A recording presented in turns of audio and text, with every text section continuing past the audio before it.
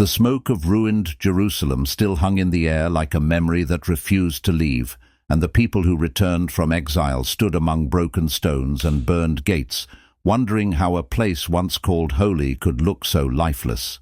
The temple that had once been the heart of their worship, their pride, their proof that God was with them, now lay in shattered pieces. Some people wept, others stared in silence, and others clenched their fists because they feared that rebuilding was impossible. But in the middle of ruins and hopelessness, something stirred, a spark like a heartbeat returning to something long believed dead.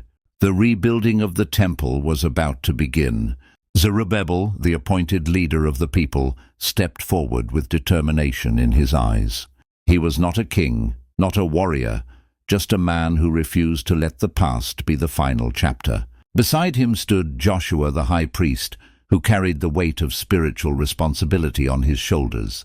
They both looked at the broken foundation where the temple once stood and felt the question hanging in the air like thunder. Could what was lost ever rise again? The people watched them, waiting for an answer, waiting for something to believe in.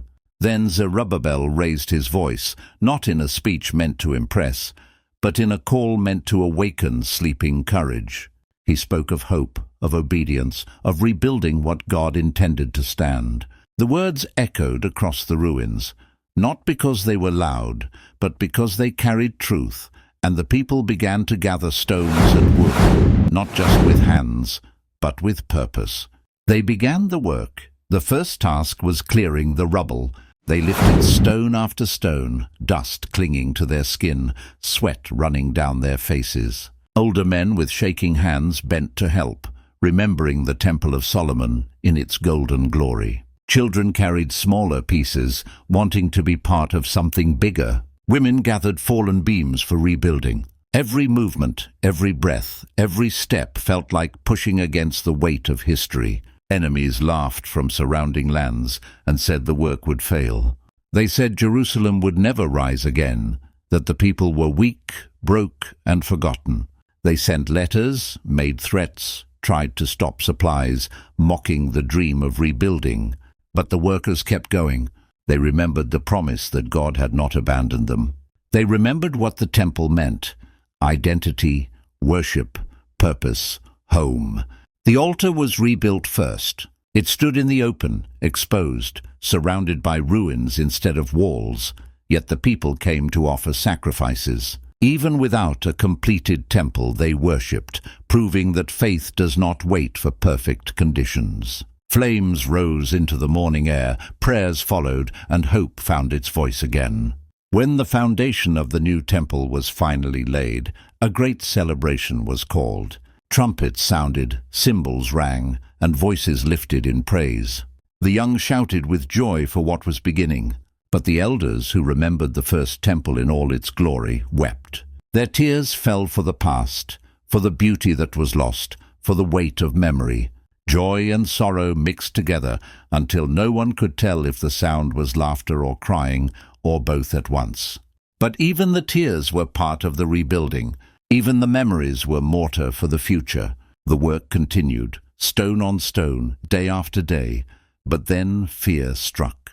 Opponents grew stronger, threats increased, and discouragement crept in like nighttime fog.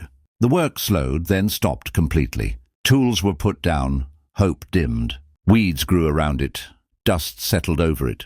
Some people said maybe God did not want it rebuilt. Some said the timing was wrong. Others said they tried and failed.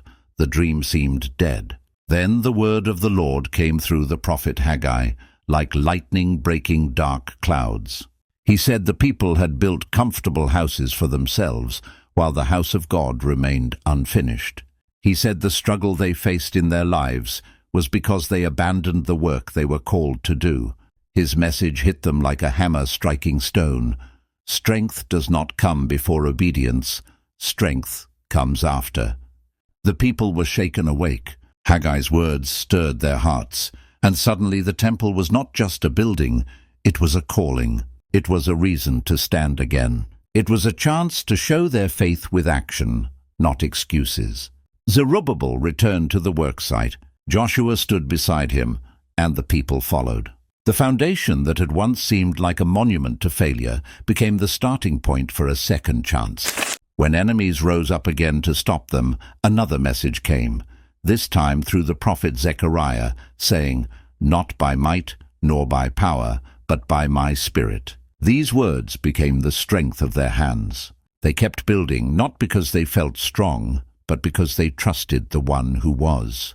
Day after day they worked, carving beams, shaping stones, lifting walls. Every hammer strike became a heartbeat returning to the land. Every stone stacked was a declaration that God was not done with them. Slowly the temple rose, walls formed. Rooms took shape, the courts returned. The altar stood strong, and one morning, after years of return, struggle, pauses, prophecy, tears, sweat, and perseverance, the temple stood completed. It did not match Solomon's temple in gold or size or wealth, but it matched it in purpose, in calling, in devotion. The people gathered to dedicate it. Priests in clean garments stood ready. Trumpets sounded again like the day the foundation was laid.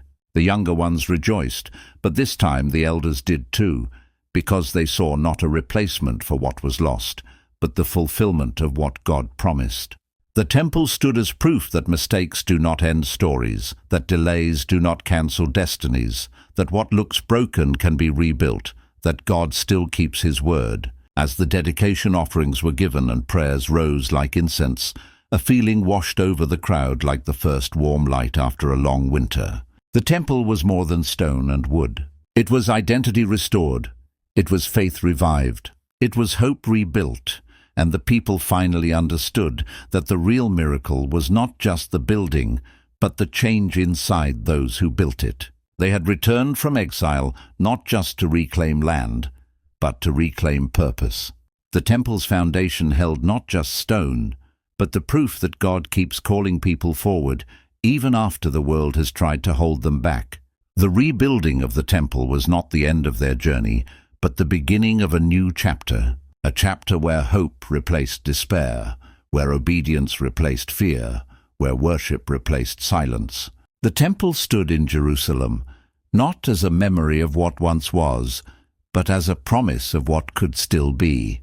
And its stones whispered a truth that echoed through generations. God restores. God rebuilds, God remains.